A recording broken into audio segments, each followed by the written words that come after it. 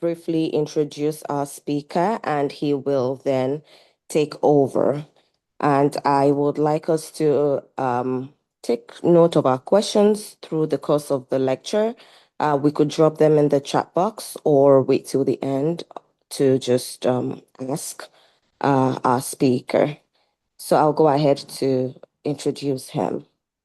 Our speaker is Dr. Shriram Varadharajan, a distinguished neuroradiologist and stroke specialist based in Chennai, India. He currently serves as the senior consultant and clinical lead for neuroradiology and as the consultant specialist for stroke, admin, and quality at the Coventry Integrated Stroke Center, Coventry Institute of Brain and Spine. Concurrently, he holds the position of visiting professor in the Department of Radiology at Sri Ramachandra Medical College and Research Institute for the 2024 to 26 term. Dr. Shriram possesses an exceptional academic foundation, culminating in a Doctor of Medicine in Neuroradiology from the prestigious National Institute of Mental Health and Neurosciences, Bangalore. He further augmented his expertise with an MSc in stroke medicine from Danube University, Krems, Austria, and has pursued numerous postgraduate diplomas and specialized certifications, including board certification as an advanced stroke coordinator from the USA. His commitment to leadership is evidenced by his election as a 2024 to 26 cohort participant in the World Stroke Organization's Future Stroke Leaders Program. Actively engaged in professional societies, he is an executive committee member of the Indian Society of Neuroradiology, ISNR, for the 2025 to 2026, and the convener of its junior wing. His national influence is further demonstrated through his roles as an assessor for the National Accreditation Board for Hospitals and Quality and Accreditation Institute, QAI, for stroke care. Dr. Shriram's career is characterized by a dedicated integration of advanced clinical neuroradiology, comprehensive stroke program administration, and academic teaching, positioning him as a prominent figure in India's neurovascular care landscape. So I'd like to welcome Dr. Shriram to take over. Thank you very much. We're glad to have you, sir. Thank you. Thank you so much. Good evening. If you are from India, good afternoon from other parts of the world. And I think it's around 5:30 in Africa. So I think it's a good time to talk over the next 45 minutes or so. I would probably take you along a journey of what has been my stroke experience. And I always start off in the last year or so with this slide. People always wonder, what is this? The image on your left is actually out on there in the internet. This was one of the highest awarded lawsuits in the history of US healthcare in the state of New York. And this was a patient who had presented with a basilar thrombus and was misinterpreted during the residence. And it was later diagnosed by the attending the next morning. And this emphasizes not just the clinical, medical, legal, as well as the social implications, because the patients also had a lot of deficit secondary to the late diagnosis. The image on the right, I would probably hold it at this point. We can come back to it later. So this emphasizes the importance of stroke imaging. And people often ask me, what does ASAP mean? Commonly, ASAP refers to as soon as possible. When it comes to stroke, I would also emphasize that it has to be as simple as possible, and if possible, as standardized as possible. The language spoken between the neurologist, the neurosurgeons, and the neuroradiologist or the duty radiologist needs to match one another so that we can optimize the outcomes. Thank you for the kind introduction. One thing that I often associate myself in this is actually that I am a stroke survivor, and hence all the emphasis on all the stroke training. I suffered a stroke myself way back in 2004, and thankfully I am up and running after that. So that's been my driving. People can read more about my story on this blog on the IJ's website. Moving on, today's talk would probably structure upon three out of the four topics. I would go through the basics. I would shift on to my formats and case examples, finish with a bit of the future, and of course, touching upon artificial intelligence, which is the next big thing in most healthcare domains, especially stroke. I would refrain from talking about hemorrhagic stroke, it's beyond the purview of this current talk. Concepts, symmetry is the nature of the anatomical brain. Even though functionally the right and left brain are poles apart, anatomically, at least for radiologists, we have the emphasis that one brain serves as a reference for the other. And with an appropriate clinical correlation, if the patient presents with a right-sided symptom, we know the left hemisphere might be at fault. We use the right hemisphere as the reference standard. Asymmetry should be the norm to pick up an abnormality. Once we pick up an abnormality, we decide whether it's focal, multifocal, or diffuse. We tend to characterize that into the broad categorization. Everybody would have their own go-to approaches while reading a scan. People have always known about Felson's approach when he described a chest X-ray from outside to inside or inside to outside. Similarly, when it comes to the neuroimaging, I would always start with the clinical context and then I go from axial to extraaxial. I always bear in mind that there are certain blind spots and this varies from person to person. For example, my blind spot might be the pituitary. So I always make it an added emphasis that I look at my hidden blind spots before I close the study. Of course, finally, you have to understand we're not gods here, nor are we Google to compete and to know all of what is possible. So we keep learning as much as we can, not just from our learnings, but more importantly, from our misses. How do I read an MR that is slightly more complex? Most of the anatomical textbooks, the radiology textbooks, if you go through physics, they say start with your T1, it's for anatomy, the T21 flare, for pathology, and so on and so forth. When it comes to stroke, we know time is brain. So we start off with diffusion and then we go on to the rest, depending on the circumstances. CT and CT angio form the bulk work of our stroke imaging. How do we do a CT angio? Many times we fail to emphasize the importance of small things. If our nurses staff asks us, what is the cannula size that I have to put? Remember, to achieve a flow rate of 4 to 5 ml per second, you need an 18 gauge cannula, at least a 20. Anything beyond that, it won't tolerate a 4 or 5 ml speed. Similarly, you need a saline flush that matches with the contrast. After that, we connect, we start the scan. Depending on the mission, we ask the technologist to either use a threshold-based tracker methods and we use the iotic arch as our landmark. So what are the different ways? You can use something called a fixed delay, which means you start injecting contrast and the scan starts after a fixed time period. This happened in many of the old generation scanners, but we can now use something called a bolus tracking method. When I say a bolus tracking, we inject the bolus of contrast and it is going to go and fill our tracking point. And we then give a specific threshold HU value after which the scan starts. Remember, we can manually override this if there are certain discrepancies during the scan.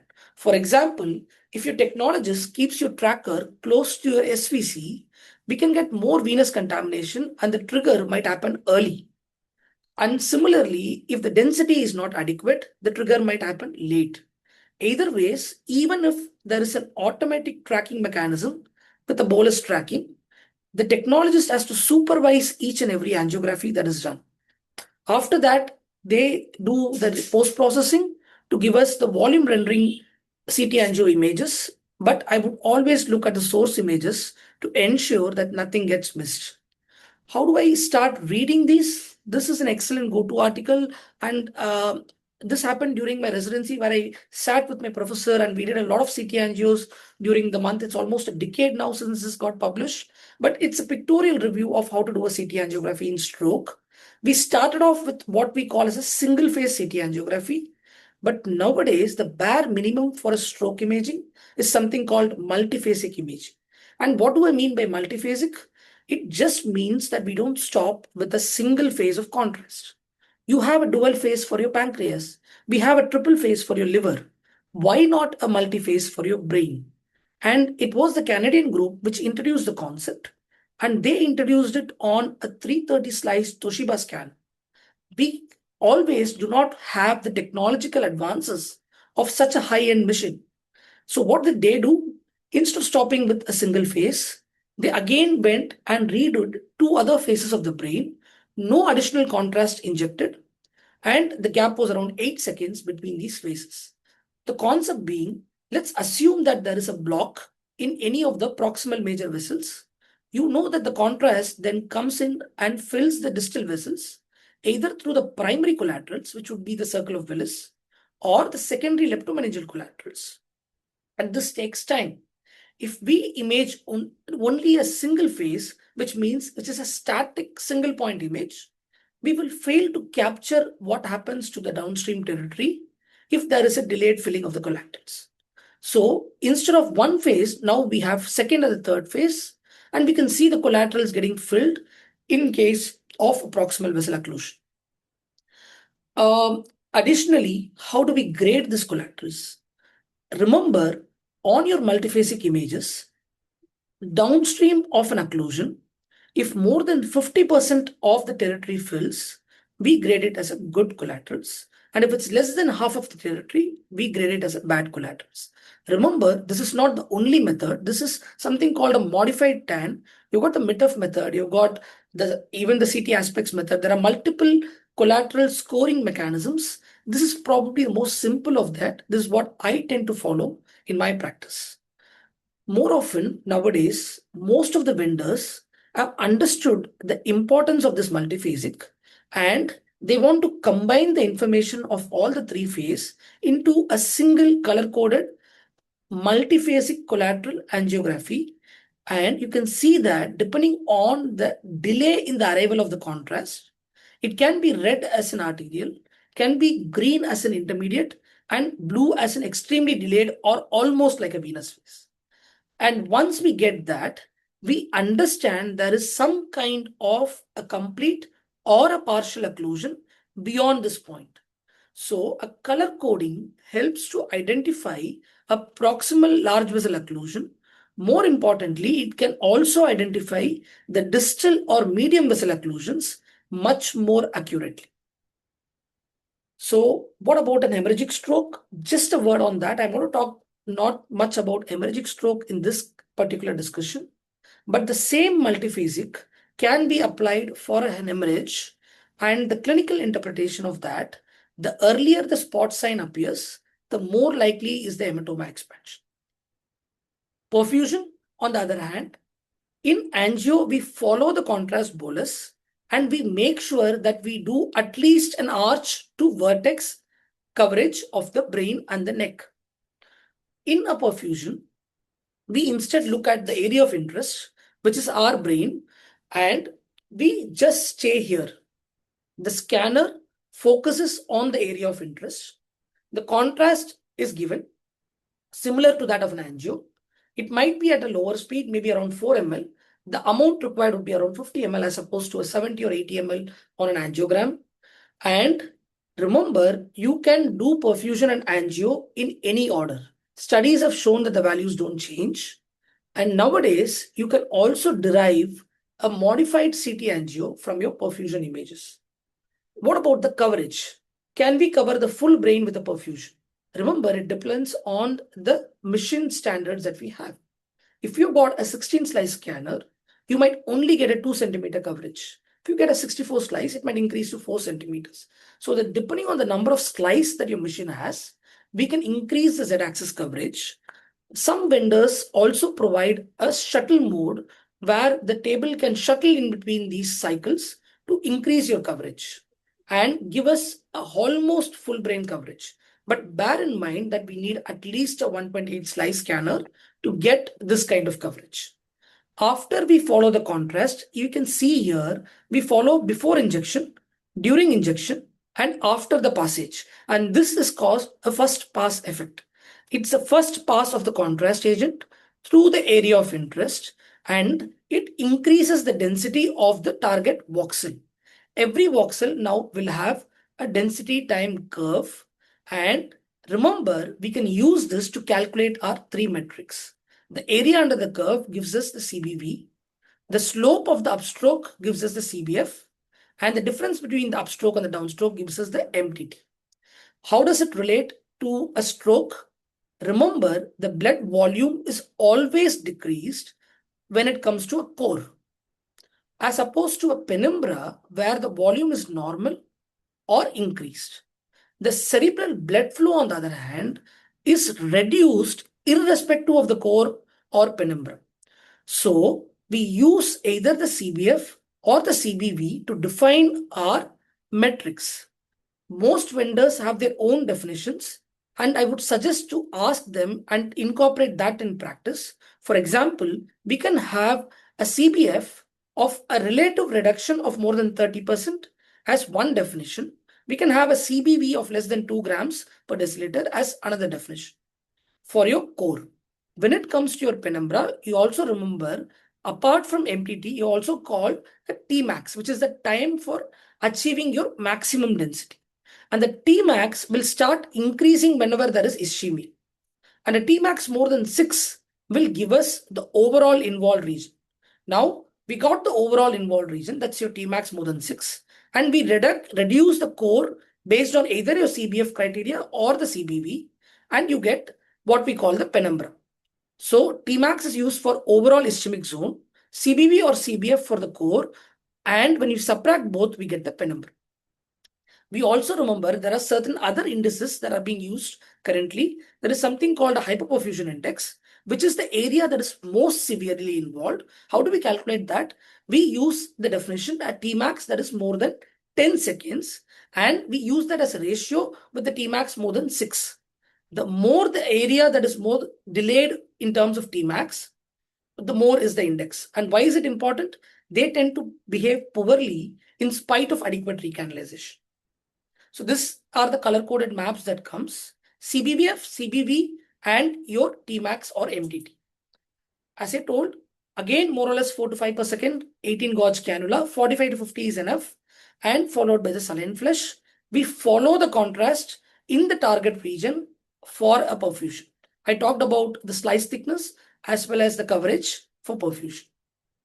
So coming to MR, and MR is increasingly be used in many centers for stroke because we are able to train our staff and the technologist to do something called a fast stroke protocol. Gone are the days when we thought MRI takes more time. Now we can finish a stroke protocol at max within 10 minutes. And remember, even within this 10 minutes, a diffusion would take us probably around 70 seconds. We get the core information. A flare would take us around another 1.5 minutes. We get the flare mismatch. An angio would take 2.5 minutes. So even in that 10 minutes, within the first 5 minutes, we have enough information to take our decisions. I will come to something called an arterial spin labeling. We did a CT angio. We shifted to a multiphasic angio when we told we did a CT perfusion. Now, we told MRI can be done quickly, but can MRI give us perfusion? Because we saw diffusion, the core, we saw the mismatch on flare, we saw that you can do an MR angiogram, and these are without contrast as opposed to a CT. But can I look at perfusion? So the last few years, this has come out into big practice. It's called an arterial spin labeling perfusion. How does it do it? We label the water protons that is there in the blood vessels that supply the target area of interest, in this case, your brain. We wait for a time, which is your post-labeling delay, and then we acquire the scan. And we acquire a paired images, which means one with labeling and one without labeling. And we keep repeating this 50 or 60 times because the spatial resolution is poorer than the rest of the MR sequence. And it takes around 4 to 5 minutes for a whole brain coverage. And the difference would actually give us the CBF. And certain vendors also provided something called the arterial arrival time. So to simplify, ASL is a non-contrast MR-based perfusion. It is based on the labeling of water protons in the blood vessels.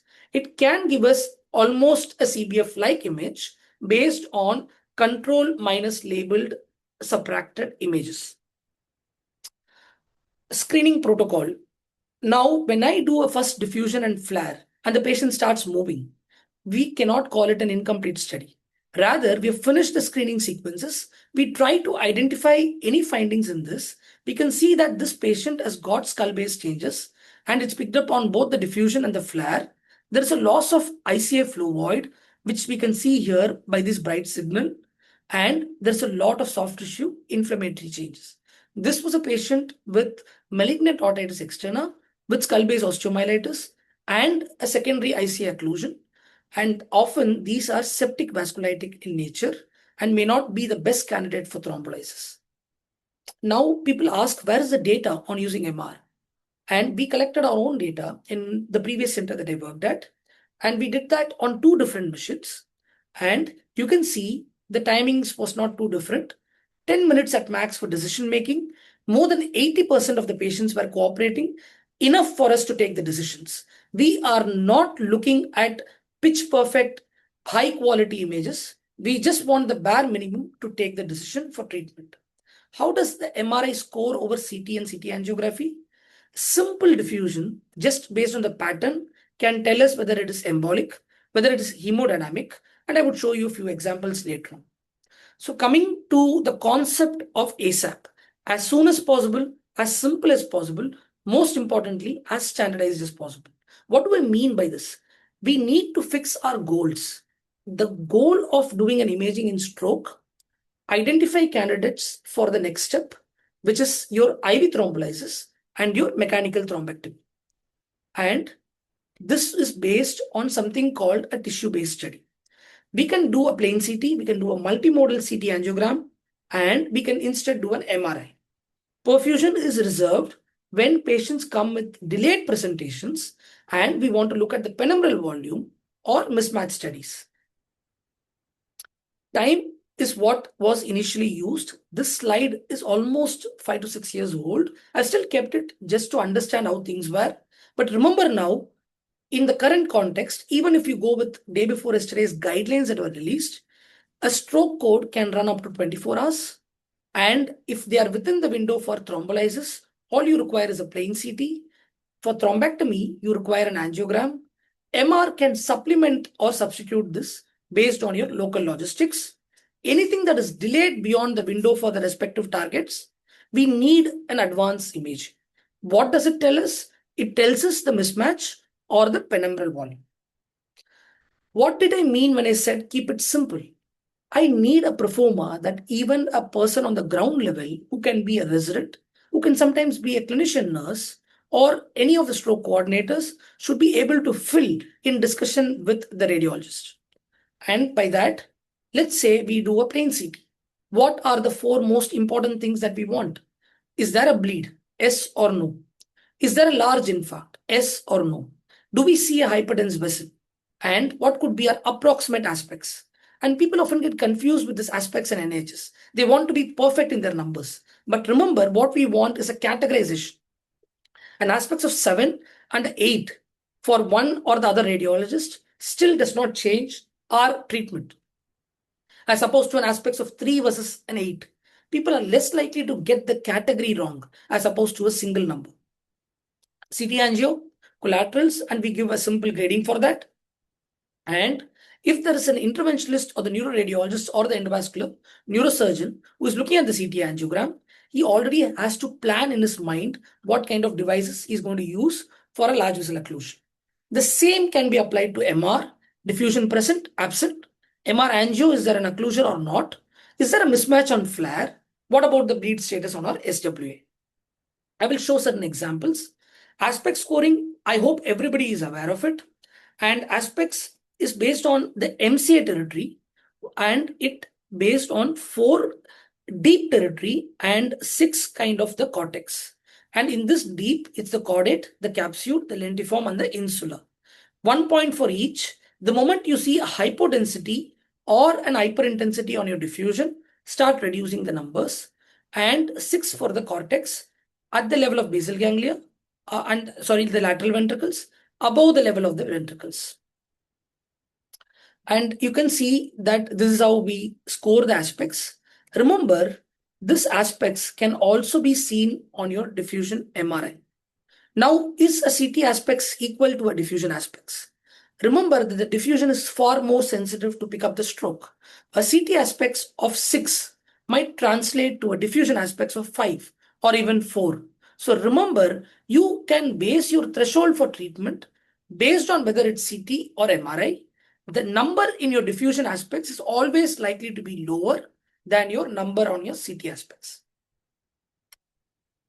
Bleed, yes or not, large infarcts, we already discussed this. We can also calculate the volume for doing an early decompression. Early ischemic signs, remember, we need to change the window. There is something called a stroke window. How do I get the stroke window? I keep toggling my mouse bar and I need to see the cortical ribbon nicely and the white matter to be dark. If I get this gray-white differentiation, that is my stroke window. Textbooks do give a window level and the window width of 40-40. I would rather suggest sit in your console, and when you see a good gray-white differentiation, that becomes your stroke window. Always use thin sections of at least 0.5 or 1.25 and not the 5 slices to pick up these hyperdense vessel sign, which can be linear along the entire vessel. If you're going to cut it perpendicularly, you will just get a dot. An insular dot and a hyperdense MCA are more or less same signs, and it denotes an RBC rich clot sitting in the vessel. The obscured lentiform nucleus is nothing but the basal ganglia becoming more and more indistinct in this gray-white differentiation. The loss of insular ribbon is also nothing but a loss of gray-white differentiation. This was the stroke window that I talked about. This is not an ideal window because I'm not able to get a good gray-white differentiation. So I go back, I change it, and now I'm satisfied that I am looking at the CT with a stroke windowing. Remember, when we see no infarcts, please don't call it normal. It could be that the damage has not yet been picked up on your CT scan. So it could actually mean an aspects of 10. When a duty radiologist labels this as normal, often the stroke team might skip treatment because they think this is not a stroke. So the language has to be same between the duty radiologist and the stroke team. Pitfalls for an hyperdense vessel: if a patient is dehydrated, or if the patient is having a high hemoglobin like polycythemia, all of the vessels can appear hyperdense, as opposed to an asymmetrical hyperdense vessel, which is surrounding or adjacent to the area of infarction. Coming to watershed involvement, remember there are two kinds of watershed infarcts. One that is called the deep watershed and the other that's called a cortical or an external watershed. A deep watershed can be due to hemodynamic as well as an embolic agent. The cortical watershed is more of an embolic. How do we know this is watershed? Remember your vascular territories that we learned in our anatomy. This is your MCA territory. This becomes your ACA. This becomes your PCA. At the junction of either of these major vascular territories becomes your watershed zone. Remember, even a cerebellum can have a watershed zone. Coming to CT angio, if there are a watershed involvement, I told we look for an hemodynamic cause, which means any vessel that is blocked partially or completely downstream of that area. So we had watershed involvement on the right side and we start looking at the right carotid. We can see the carotid here, but we can't see the carotid on the right. Always remember, it need not be the neck that is occluded. People often confuse saying, oh, neck stenosis, watershed infarcts. Stenosis can be anywhere along the line. So look at your blind spots, look at your skull base, because often these come with bone artifacts. And if your technologist has actually grown your VRTs, often these might get missed. So that is one way to identify. Second concept is, if there is an abrupt occlusion just beyond the bifurcation of the carotid, this is called a flame-shaped occlusion, and this is often seen in dissection. We can see that on MRI, when we do a vessel wall, you can get the intramural hematoma along the anterior aspect, and that displaces the vessel posteriorly, and we can see that the vessel is seen here. but the size of the foramen and the size of the vessel does not match. This is what I refer to as a foraminal mismatch sign, and there is an history of giddiness or a posterior circulation, and then it becomes doubly significant that we don't miss out on a vertebral dissection. You can also see the subacute infarct on your T1. So any focal change in caliber or an intramural hematoma on your vessel wall imaging are imaging signs of dissection. Why is it important? Simple antithrombotics can help reverse the entire vessel. You can see that the hematoma is resolved, the vessel size has become normalized, and this is the most important reason of identifying dissection early. They tend to do very well either with anticoagulation or with antiplatelets. There is another variant of dissection that's called a dissecting aneurysm, and that is a dilatation of the vessel. And fortunately, it leads to SH if it is intradural. Remember, this causes SH and we can't thrombolize such patients. Floating thrombus is another important concept because of heparinization in such patients. How do I call it a floating thrombus? On your CT angiographic images, if there is complete contrast opacification surrounding a clot, then we call it as a floating thrombus. It's also called the polo mint sign. It can have two causes. It can either be a soft plaque that is ulcerated, or it can be due to a dissection. So collaterals I talked about earlier. I talked about how to look at collaterals on multiphasic, but how to see while reporting the collaterals. Remember, we don't do the source images. Collaterals are better seen when we do a MIP image. We combine the slides together to make something called a maximum intensity projection. And these MIP images are seen in coronal as well as sagittal. And then we grade the collaterals. So about diffusion, I told you, as opposed to a CT angio where these infarcts are subtle, maybe retrospectively I can identify, a diffusion picks up those infarcts instantaneously. As opposed to a posterior fossa, again, these are indications where MRI scores over your CT. We can get the brainstem infarcts very nicely on your diffusion. So, if we suspect a posterior circulation stroke, if we think there could be a stroke mimic, MRI might be a better option depending on your local logistics. What are the concepts of MR angiogram? Remember, MR angiogram is done without contrast. So, the rule of the thumb, if you don't see a vessel, it can either be due to slow flow or no flow. Non-visualization of a vessel on MR angiogram could mean slow flow, no flow. What is the cause for a slow flow? Any downstream proximal stenosis. No flow means it's completely occluded. So remember, non-visualization on MR angiogram indicates a steno-occlusive process, does not always mean a thrombus or an occlusion. How do I then differentiate? If I put an SWA image, you can see the nice blooming. This is the equivalent of your hyperdense vessel sign in an RBC-rich clot. And then we can see that this is a thrombus sitting in your left MCA. What would this vessel look like on your MR? If this was such a big clot, you can even sometimes get a complete no flow in your MR ICA as well as your proximal MCA. Does it mean that the entire vessel is filled with thrombus? No. Here there is no flow. Here there was slow flow, and both were not picked up on your MR angiogram. So that is to differentiate. Then what about my collaterals? SWA actually also can give us where is a raised oxygen extraction. Why? Because if there is a penumbral zone, there is more oxygen that is being consumed there, and the deoxyhemoglobin will increase. The deoxyhemoglobin will be paramagnetic and it will appear darker than the contralateral side. But a clot will make it bigger in size. So on SWA, asymmetrical hypointensity can mean two things: a clot or an increased extraction. If the size is the same as the contralateral side, this is a vessel with increased extraction. If the size is increased, it's a clot sitting in the vessel. Diffusion flower mismatch is a very important concept. And what does it essentially mean? Diffusion changes present, flower changes already there. That means this has taken some time. Normally, a flare change takes maybe around 4.5 hours to 6 hours, which kind of sits well with our criteria to take up for interventions.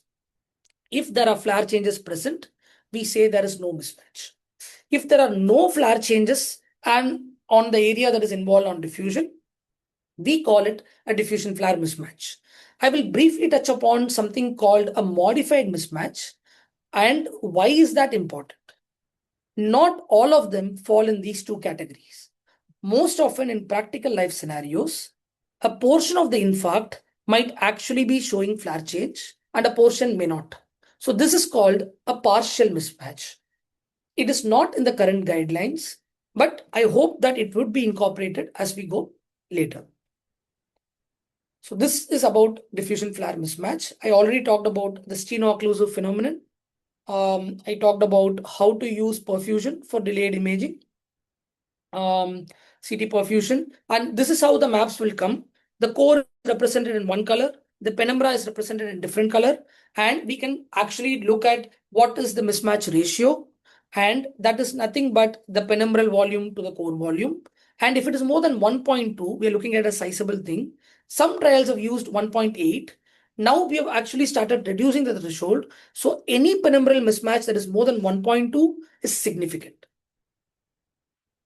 About ASL, we saw CT perfusion. Similarly on ASL, the same perfusion diffusion mismatch can be applied. Diffusion involved, very, very slight diffusion involved, but you can see there's a large area on ASL that is dark. So there is a diffusion perfusion mismatch in this case. And as opposed to this case, nicely formed infarct, and the ASL hypoperfusion matches the diffusion, which means there is no mismatch.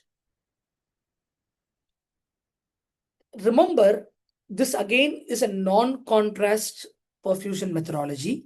It is prone to a lot of artifacts. The most important artifacts that I want to understand, make you people understand here, is something called a transit delay. I would not even call it an artifact these days. Why does it happen? You have a proximal block, and we said we are waiting for the labeled protons to come, which means it's going to take some time. We take some time as a delay, we image. And the contralateral side, the signals have come to the parenchyma.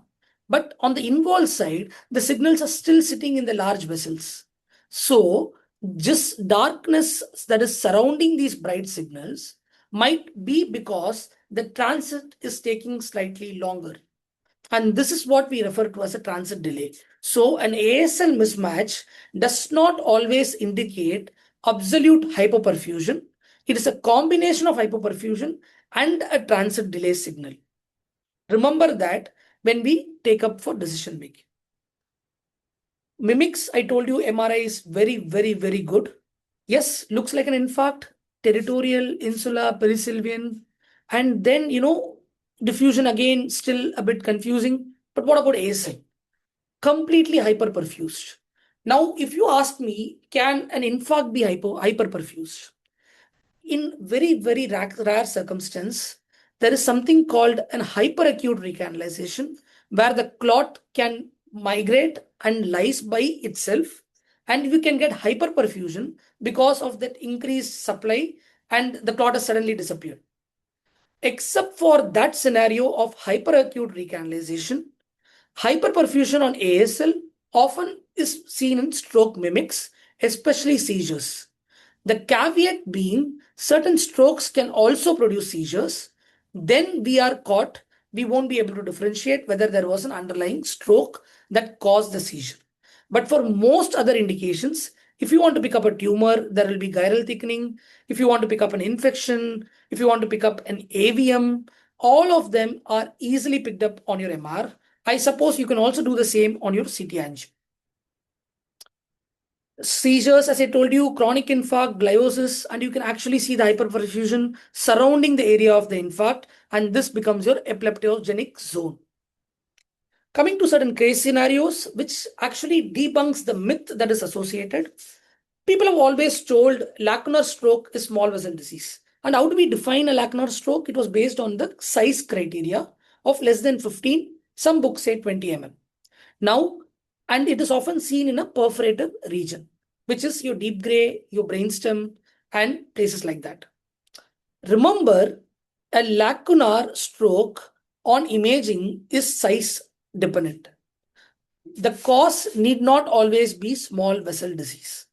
You can also have intracranial atherosclerosis, which can cause this lacunar infarct, and that is called a branch atheromatous disease. Also, nothing prevents a clot from going into a perforator. So you have to understand the size does not always dictate the cause. A vessel wall imaging is often done to differentiate this kind of intracranial atherosclerosis, and it is often used as a post-contrast method to look at vasculitis. I have a couple of points to talk about vessel wall. People think vessel wall imaging is an advanced sequence. Remember, the physics are advanced, the sequence itself is not. When I mean the physics are advanced, you need to have certain criteria to call it vessel wall imaging. It has to be thin sections. It has to be, fat suppressed. It has to be spinnaker based. Why do I tell these things? Thin, because we want to see the wall clearly.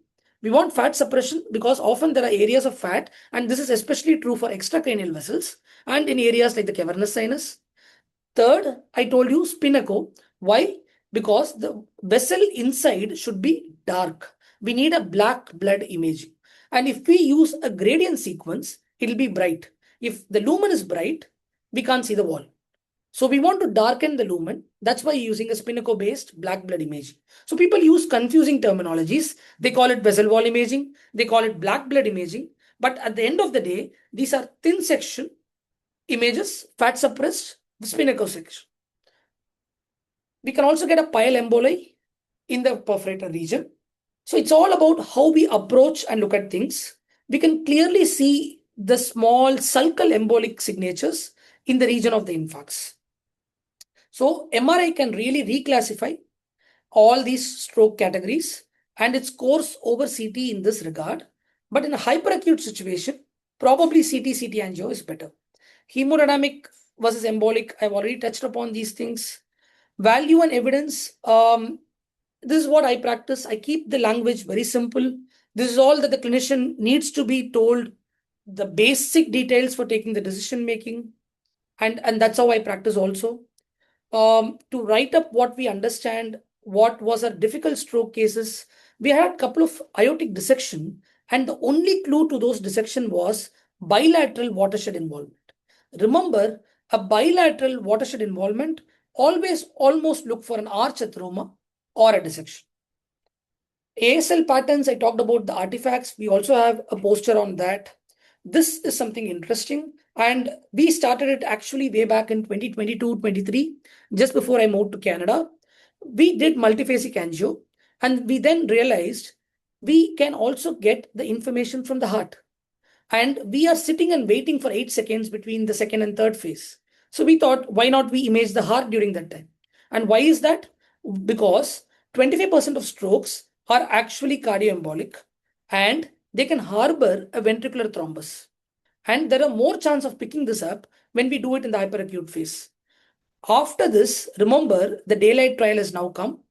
And this is an accepted method of doing your CT angiography. We cardiac screen them during the CT angiography. And this increases the detection of your cardio-aortic thrombus.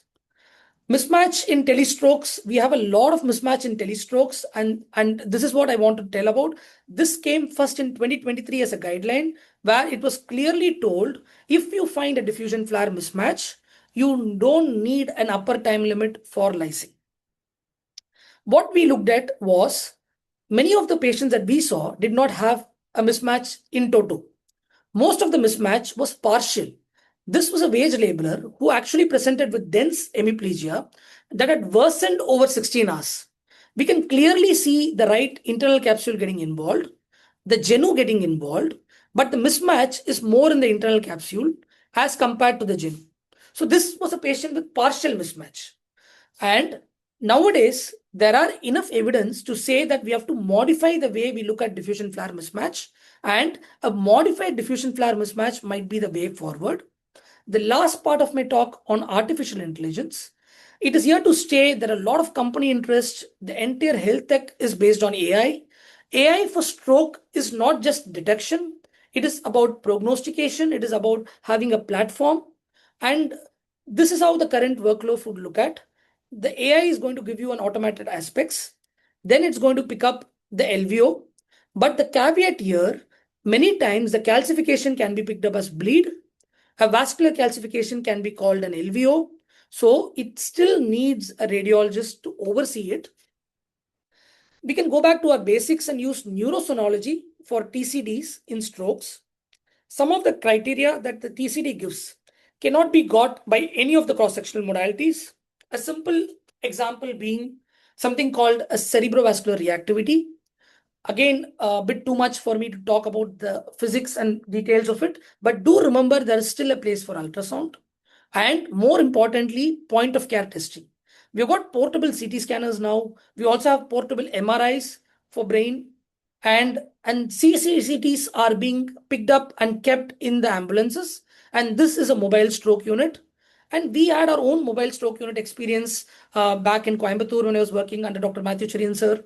And although the numbers were less, it paved the way for the government to take cognizance, and they actually further commissioned two stroke ambulances in India, which are right now functioning quite successfully.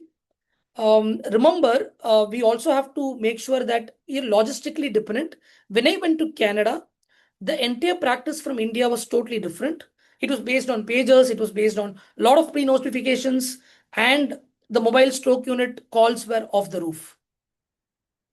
Finally, remember what we do is a long-term process for stroke. It requires rehab, it requires a lot of assistive devices.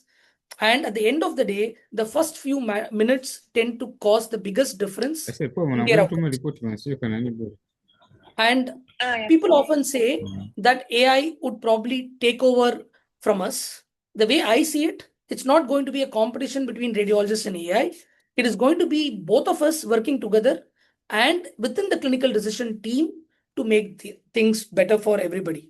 Couple of examples. This was actually the case example that I had kept for the African seminar that I did in the ASO a week back. The patient just had mild giddiness, and then he came, and I was telling you that there is something called a foraminal mismatch. Right vertebral seen, left vertebral not seen. Can it be hypoplastic? But the foraminal size is the same as the opposite side. So it just cannot be hypoplastic vessel. Then looking closely, few dots is all that is there in the left cerebellum. And then we see the clot on SWA that I was talking about, the proximal slow flow that I was talking about, the non-visualization of the left superior cerebellar, and we can actually see the hypoperfusion on ASL and the increased oxygen extraction on your SWA. How a simple giddiness now becomes actually an evolving stroke with a thromboembolism sitting in the left distal SCA, likely due to a secondary vertebral dissection. And as I was thinking about what can I show for today, we had this patient coming today. Just right-sided numbness since yesterday.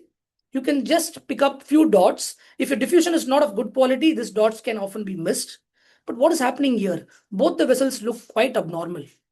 Remember, MR angiogram will show every T1 hyperintensity as bright. So this was not the vessel.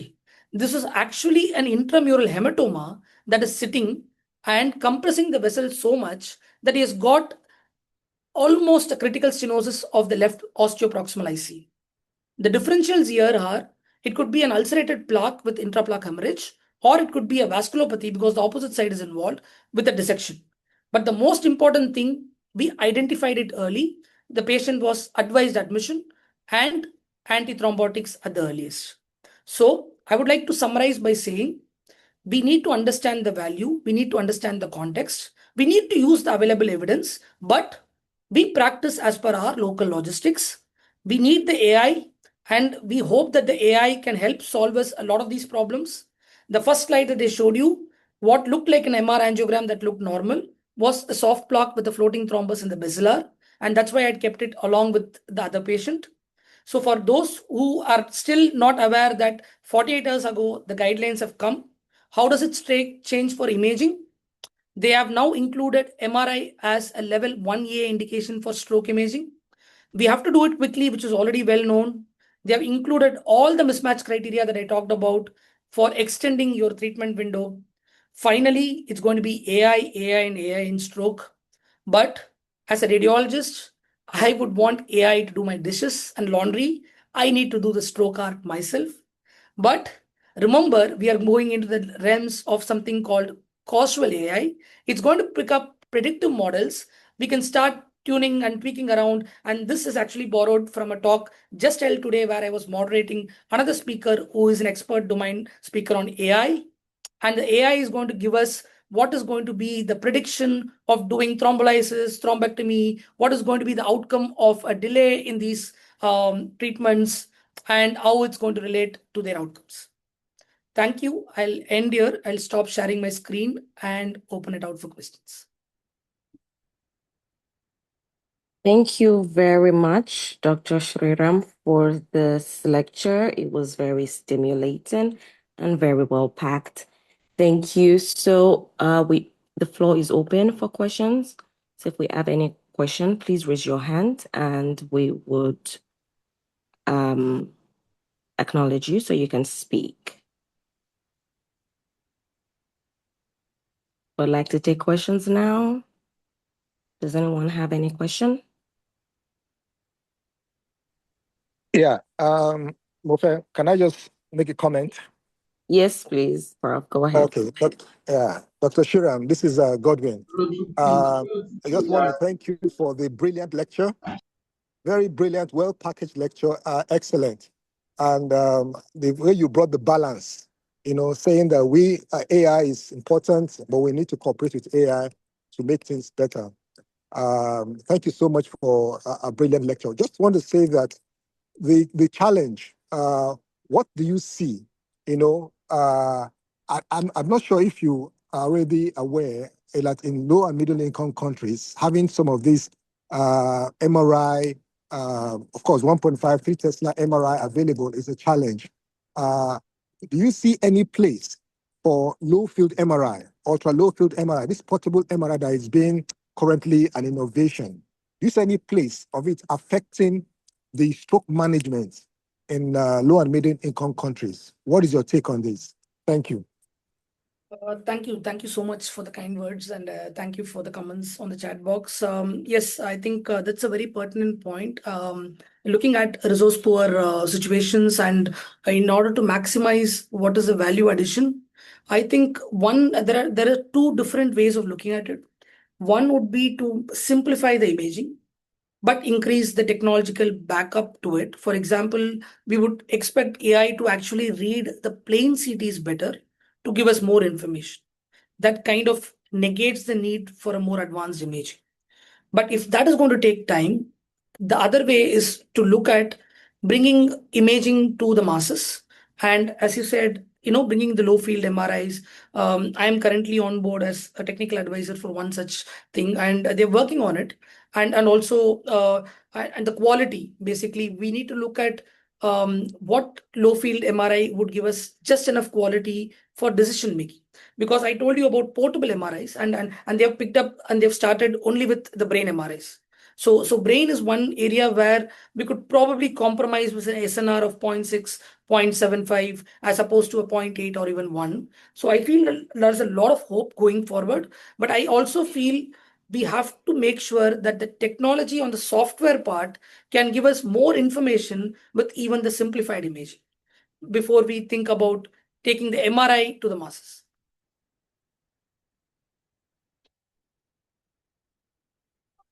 I think there is also a question Thank on the you. chat box about ASL at 1.5 Tesla.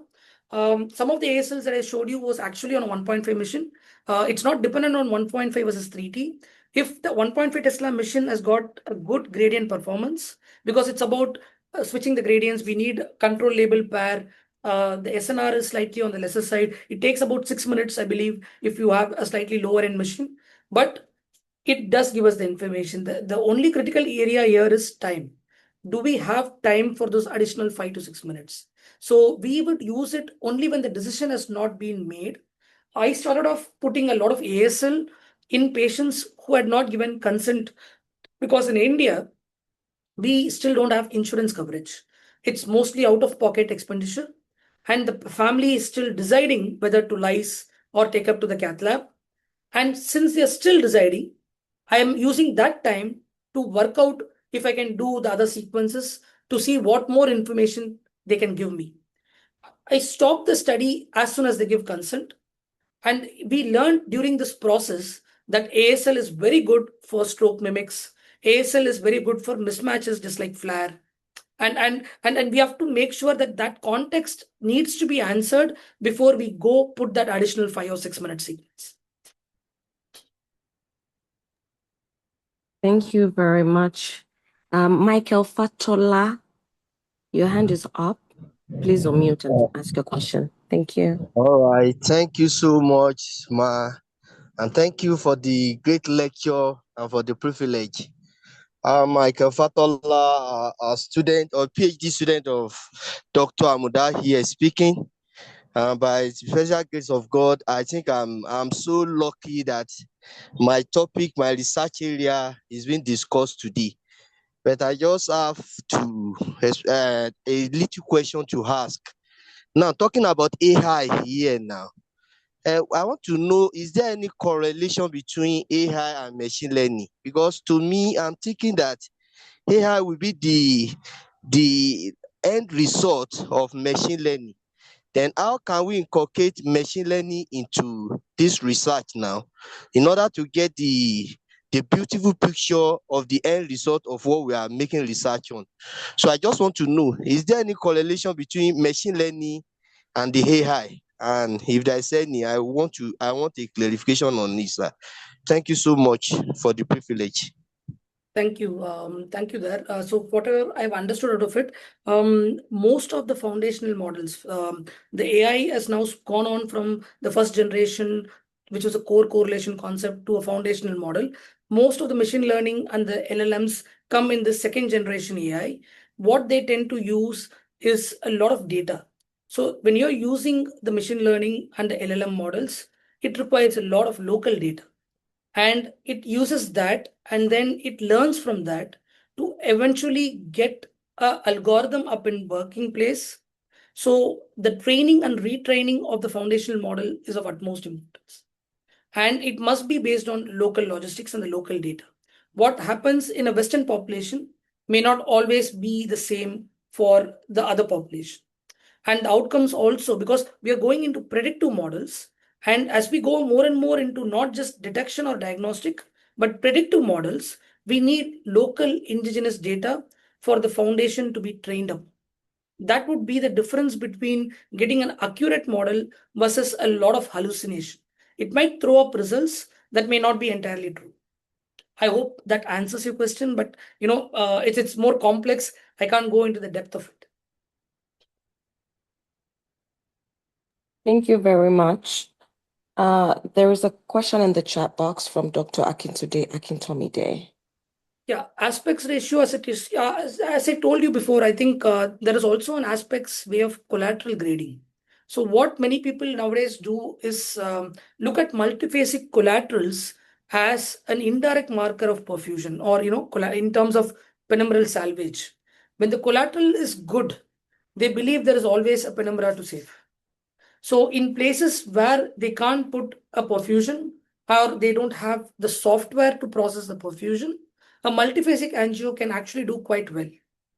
Using the ratio itself, I don't use it that much. And honestly, I don't use a lot of CT perfusion. I use a lot of multiphasic CT angiogram, and I shift to MRI if there is a question of perfusion and penumbra. If they ask me the absolute penumbral volume, that is the only indication when I do a perfusion to get the absolute volume, because ASL and MRI is still relative. Multiphasic angio is also relative. Thank you very much, Dr. Shriram. Um, does anyone have any more questions? Looks like there are no more questions and no. All right. Abodore Oluwashayo, your hand is up. Please unmute your mic and ask your question or make your comment. Abodori Oluwasayo, your hand is up. Please unmute Okay. your mic and ask your question. Thank you, host. Thank you, host, and thank you, the speaker. I quite appreciate the insightful discussion, and I have learned some things. But I was going to ask, based on the usefulness of AI and its application in various areas, especially in healthcare. I was wondering what level of accuracy can we say this result, the outcome of the application of AI, especially for this particular protocol. How the accuracy, how certain are we? I mean, at what level of accuracy is this? And also, I was going to ask, what quality assurance assessment are we putting in place to ensure that we are not misguided? That's my question. Thank you. Thank you. Thank you so much for the question. Based on my experience, I would say the AI is quite good for hemorrhage, because it's able to pick up the HU difference. It's able to demarcate the area of the bleed, except for very dense calcification. Sometimes it gets misled. But hemorrhagic stroke, I think AI is doing quite well in terms of volume. It's a quick kind of measurement, and for the neurosurgeons to take quick decisions. The accuracy proposed by some of the vendors is in the range of 97%. Ischemic stroke is still a work in progress. LVO detection, some of the FDA approved models are quite accurate. The Rapid, the Viz AI, and some of the FDA certified or the CE certified. Again, it depends on the foundational model data that they've trained upon. I find there are instances when there is hallucinations and misreadings. Most importantly, if there are vascular calcifications, it becomes difficult for AI to read. Second, if there are any old infarcts, chronic infarcts, and the mixture of chronic and subacute infarcts, it kind of turns up a kind of misleading kind of aspect scoring many times. So ischemic stroke is still a work in progress in terms of quality. I would definitely, have a local audit done every month where I pick up the AI generated report and compare that with the radiologist report, which has been dispatched finally. Yeah. Thank you. Thank you very much, sir. So if there are no more questions, would like to draw the curtains on today's session. A huge thank you to Dr. Shriram for the beautiful and brilliant lecture. And thank you to everyone for showing up and staying to enjoy the lecture. So see you next month for the next lecture in our monthly webinar series at NRSN.